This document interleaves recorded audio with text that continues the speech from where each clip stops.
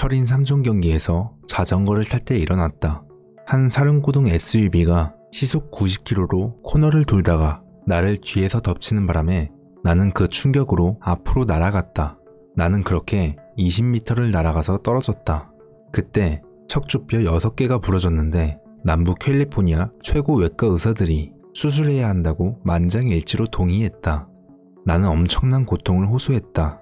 신경에도 문제가 생겨서 수술을 하지 않으면 절대 걷지 못할 거라고 했다.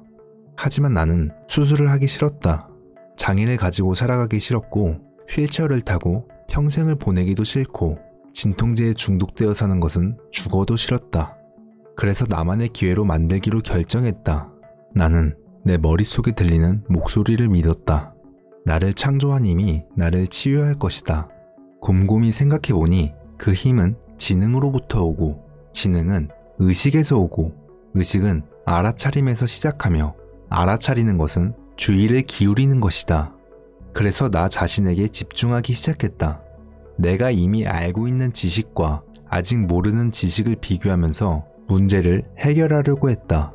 그때 가장 힘들었던 부분은 나 자신의 우유부단함이었다. 엄청난 권위를 가진 의사들이 말하기를 나는 걷지 못할 거라고 했다. 내가 머리를 다친 것도 아닌데 왜 수술을 받지 않으려 하냐고 물었다. 자기 아들이었다면 강제로 수술을 할 거라면서 말이다. 나는 그 말을 무시하고 퇴원을 했고 나 자신을 돌아봤다. 나는 아무 곳에도 가지 못하고 아무것도 할 수 없었다. 그냥 엎드려 누운 채로 한 가지를 다짐했다. 항상 의식적으로 깨어 있으면서 내가 경험하고 싶지 않은 것들은 절대로 생각하지 않아야겠다고 말이다. 내 지성이 의식으로부터 오는 거라면 나는 항상 깨어 있어야 할 테니 말이다. 그래서 나는 가만히 누워서 상상으로 내 척추와 마인드를 재구성하기 시작했다. 척추뼈 하나하나를 상상하기 시작했다. 하지만 내가 상상을 시작하면 머지않아 부정적인 잡생각이 들었다. 집이랑 병원을 팔아야 하나? 그때 느낀 건 내가 디자인하는 상상에 그런 부정적인 잡생각이 들어가면 절대 안 된다고 생각해서 잡생각이 들면 다시 처음부터 시작했고 그럴 때마다 정말 힘들었다. 왜냐하면 내가 디자인한 상상은 한 번 하는데 3시간이 걸렸기 때문이다. 그 3시간을 완벽히 끝내보기 위해서 잡생각이 들면 처음부터 다시 시작했다. 그렇게 7주라는 시간 동안 정말 죽도록 노력하며 시도했다. 왜냐하면 트라우마나 스트레스를 받으면 원하는 것을 생각하려고 하다가도 원하지 않는 최악의 상황을 만들게 된다. 항상 최악의 상황에 대비하려는 일종의 생존 메커니즘이지만 나는 내면의 싸움을 이어갔다. 부정적인 생각 없이 3시간 동안 원하는 것만 상상하는 것에 말이다. 그렇게 7주라는 시간이 지날 때 처음으로 집중력을 잃지 않고 3시간의 상상을 완료했다. 마치 골프공을 정확히 때려서 장타를 맞출 때의 희열이 느껴졌다. 모든 것이 맞아떨어지며 답을 찾는 것을 느꼈다. 그리고 바로 내 몸이 회복되기 시작했다. 통증도 줄어들었고 신경학적 증상들이 사라졌다. 내가 하는 그 상상을 함으로써 내 몸의 변화를 직접 느낀 순간 나는 상상에 더욱 열정을 가졌고 상상을 더욱 열심히 하게 되었다. 그렇게 9주가 지나 나는 다시 일어났고 12주 후에는 다시 일상으로 돌아왔다. 인격이 만들어지는 과정은 어떻게 생각하고 행동하며 어떻게 느끼냐에 따라 결정된다. 그렇기에 인생과 현재를 바꾸고 싶다면 근본적으로 인격을 바꿔야 한다. 이 말의 의미는 과거의 생각을 다시 생각해보고 모두 바꿔야 하며 과거의 행동과 습관을 알아채고 전체적인 수정을 해야 한다. 그리고 마지막으로는 날 묶어놓는 과거의 감정을 찾아서 미래에 느낄 감정으로 바꿔놔야 한다. 그런데 내가 공부를 하며 느낀 것은 대부분 사람들은 과거의 자신으로부터 새로운 자신을 창조하려고 한다. 그런데 그렇게 하면 절대 이루어지지 않는다. 즉, 완전히 다른 사람이 되어야 하는데 대부분 사람들은 이 과정에 갇혀 있다. 과거와 같은 생각 속에서 같은 결정을 하고 그렇게 똑같은 행동을 하며 같은 경험을 만들고 두뇌 속 똑같은 뉴런 신경망을 자극한다. 그렇게 자신에게 익숙한 감정 속에서 편안함을 느끼고 살아간다. 그리고 그게 계속 반복되면 두뇌 신경의 법칙에서 말하는 것처럼 신경세포들이 자극되며 프로그래밍 된다. 그렇게 프로그래밍 된 두뇌는 무의식의 자동화가 되어버리고 모두가 5%의 의식을 사용해서 인생을 바꾸려고 시도할 때 아무리 긍정적으로 생각을 하더라도 95%의 무의식 프로그램이 작동하는 순간 부정적으로 바뀌어버리는 것이다. 그리고 그 프로그램을 막는 유일한 방법은 운영체제 안으로 들어가야만 가능하다. 그리고 그 시스템의 중심인 운영체제에 접근하는 방법은 자신의 내부를 살피는 것으로 시작한다. 일상에서 벗어나 조용히 앉아서 눈을 감고 아무 냄새도 맡지 않고 아무것도 느끼지 않은 상태에서 미래를 걱정하지도 말고 익숙한 과거를 기억하지 않는 오로지 현재에 빠져있는 그 순간에 그 모든 변화가 시작될 수 있다. 그제서야 원하는 것을 창조할 준비가 되는 것이다.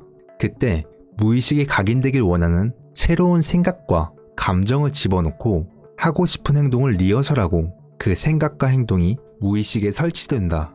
그리고 두뇌의 신경들은 그 일들이 실제로 일어나는 것처럼 느낀다.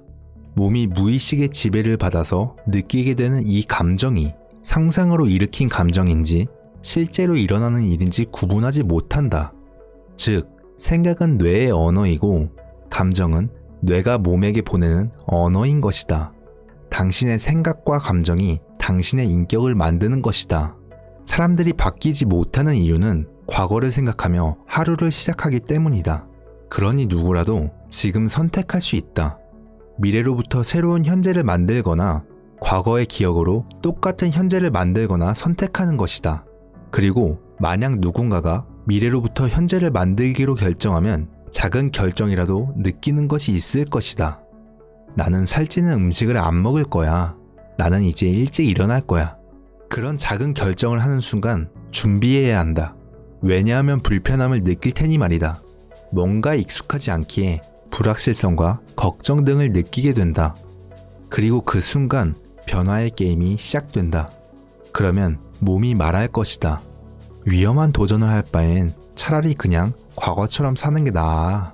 나에게 있어서 불확실한 삶보다는 과거의 두려움을 사는 게 나을걸? 이런 불편함을 느낀다는 의미는 몸이 반응한다는 것이다. 아니 잠깐, 이건 프로그램에 없는 행동인데? 이렇게 몸이 두뇌에게 신호를 보내는 것이다. 할 거면 내일 하자. 나는 절대 못 바꿔. 도전할 돈이 없다면 나는 자격이 없는 거야. 어머니 아버지가 한 말이 맞아. 모든 것은 내 잘못이야.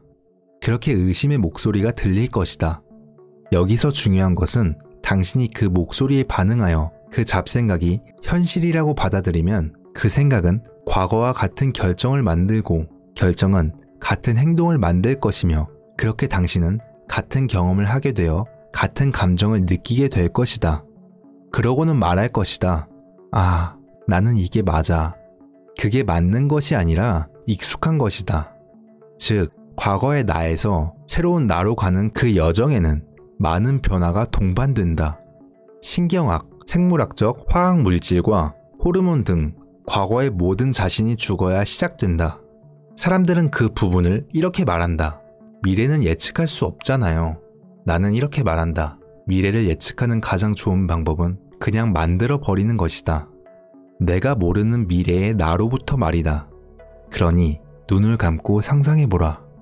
상상해서 그 비전을 보고 미래의 모습을 그리기 시작하면 두뇌의 창조적 중추를 이용하게 되어 그렇게 자연스럽게 당신이 원하는 미래에 자신을 대입해서 생각하게 되고 그런 행동을 함으로써 열정을 가지고 현재에 임하면서 그 비전을 당신이 정의하는 순간 마음속의 생각은 경험이 되고 그 일이 실제로 일어나기도 전에 완벽한 감정을 느끼기 시작한다.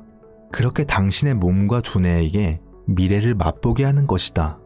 그렇게 생각과 감정이 새로운 자신의 상태를 만들면 명확한 의도와 고조된 감정을 느끼고 몸에서 생화학적 변화를 만들기 시작한다. 그렇게 전에는 보이지 않았던 새로운 세상을 보게 되는 것이다. 더 이상 과거를 통해 미래를 보지 않으니 말이다. 그리고 아주 특별한 뭔가가 필요하다. 대부분 사람은 풍요를 느끼기 위해 먼저 부자가 되길 기다리고 힘을 얻기 위해 성공을 먼저 기다리며 사랑을 느끼기 위해 새로운 관계를 기다린다. 그런 무언가를 기다리는 삶은 평생을 결핍 속에 살게 만든다. 그렇게 외부의 무언가가 찾아와서 자신을 바꾸길 기다리고 있다. 새로운 삶을 창조하지 않는 그 행동은 올바른 원칙을 쓰는 게 아니기에 무언가를 기다리는 행동은 오히려 꿈을 도망가게 하는 꼴이 된다. 하지만 반대로 매일 아침 감사함과 행복함을 느끼며 일어나고 아침의 미래를 상상하여 힘을 얻으며 완벽한 자신을 느끼면서 하루를 시작하면 뭐든지 할 수 있다는 생각이 들게 된다. 그런데 왜 그 현실이 올지 안 올지 걱정을 하고 있는 것인가? 그냥 이렇다고 생각하고 행복을 느껴라. 우린 창조를 위해서 살아야 한다. 그냥 한번 시도해보는 게 아니라 과거의 기억을 넘어서서 새로운 미래를 창조해야 한다. 이론적으로는 아주 쉬워 보인다. 사실 모두가 이런 경험을 해봤을 것이다. 머릿속에 엄청난 아이디어가 떠오르고 이루면 어떨까? 부자가 되면 어떨까? 이런 생각이 드는 경험 말이다. 그런 질문을 자신에게 하여 창조의 두뇌가 자극된다. 두뇌의 리더인 전두엽이 활성화되며 전두엽과 연결된 다른 부분의 두뇌들이 당신이 그 질문을 하는 순간 대답을 찾기 위해 두뇌의 모든 부분을 검색하면서 어떤 재료가 있는지 살피게 된다. 그리고 그 검색들은 뉴런망 속에 있는 지식과 경험을 토대로 두뇌 속 모든 메모리를 끌어모아 아주 매끄럽게 새로운 방법을 찾는다. 그렇게 새로운 비전이 그려지고 우리는 그걸 의도라고 부른다. 그리고 그 생각에 열정을 가지면서 진짜 일어나는 일처럼 느끼게 될 때 몸은 에너지를 느끼게 되면서 그 다음 행동을 이끌게 한다. 그렇게 당신이 해야 할 결정들을 종이에 적기 시작하는 것이다. 해야 하는 행동을 적고 이루고 싶은 미래의 목표와 경험을 적는다. 그렇게 매번 목표나 경험을 적을 때마다 당신은 이미 이룬 감정을 느낄 테고 점점 미래와 자신을 동일시하게 된다. 똑똑한 사람들은 한 발 더 나아가서 더 많은 정보를 배우기 시작한다. 부자가 되고 싶어서 부자들을 공부하고 건강해지려고 건강에 대한 지식을 얻는다. 그런 정보들을 얻어가면서 새로운 방식으로 꿈의 선명도를 높이고 꿈을 이룰 준비물을 찾아가면 새로운 방식으로 꿈을 보게 된다. 그리고 가장 중요한 팁은 종이와 펜을 들고 어떤 생각을 멈추고 싶은지를 적어라. 난 못해. 내일 해야지. 너무 어려워. 머리가 아파서 못하겠어. 피곤하니까 이제 좀 자야 해.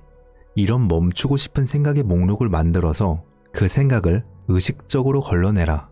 그렇게 깨어있을 때는 그런 생각을 절대 하지 못하도록 말이다. 여기에서 에드 마일렛이 말한다. 그런 생각들을 적어놓는 힘은 그런 생각을 없애는 것과 그 부정적인 영향을 최소화하게 만든다.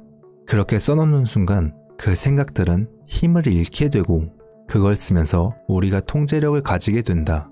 즉, 생각을 기록하는 것은 정말 강력한 방법이다. 다시 조 디스펜자가 말한다. 그 부분을 신경과학적으로 메타인지라고 한다. 그 생각을 의식적으로 관찰하는 순간 의식적으로 통제가 가능하다. 더 이상 무의식 프로그램이 아니게 된다. 의식적으로 프로그램을 관찰하면 주관적인 자아를 객관하기 시작하고 시스템에서 빠져나올 수 있게 된다. 그렇기에 당신이 하지 말아야 할 결정들도 적어 내려가야 한다. 당신이 멈춰야 할 행동들을 적고 불평하거나 핑계대는 행동, 남 탓하는 습관, 솔직하게 그 행동들을 적어보아라. 특정 누군가를 만나거나 특정 시간에 날 부정적이게 하는 경험들을 적고 그런 일에서 의식적으로 벗어나 자신을 그 환경으로부터 멀리하게 만들어라. 그리고 중요한 또 한 가지는 당신을 과거에 묶어놓는 감정을 적는 것이다. 그런 감정은 화학적인 과거의 잔재다. 그래서 고통을 느끼거나 죄책감을 느끼기 시작하거나 가치가 없다는 감정을 느낄 때 그런 부정적인 감정이 찾아오면 감정적인 과거의 상태로 돌아가고 미래를 보지 못하게 된다. 그렇게 감정의 굴레에 갇히게 되는 것이다.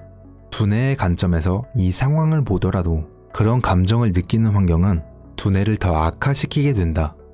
어떤 환경에서든 특정 감정을 더 강하게 느낄수록 우리는 더욱 주의를 집중하게 된다. 즉, 감정의 임계점이 높을수록 뇌는 그 감정을 더 자세히 보게 된다. 어떤 상황에 있던지 말이다. 그렇게 두뇌는 그 순간 스냅샷을 찍어 메모리로 저장해서 기억한다. 그렇게 신경학적으로 사람들이 과거의 회로 안에 갇혀 살게 되고 감정을 느끼며 몸에서는 화학작용이 일어난다. 그리고 과거의 사건에 대해 물어보면 이 사람이 나한테 이랬고 저 사람이 저래서 이런 일이 일어났다고 말한다. 하지만 최근 기억력 연구에 따르면 과거에 대해 하는 이야기의 50%는 정확한 사실이 아니라고 밝혀졌다. 그때 뇌 상태에 따라 왜곡된 사실을 기억하는 것이다. 그렇게 잊지도 않았던 과거에 다시 살게 되며 굳이 꾸면서 그 감정을 만들어내고 제한된 상태를 유지하려고 하는 것이다. 지금은 아는 것만으로도 충분하지 않은 시대다. 이제는 그 이유를 알고 고쳐야 한다.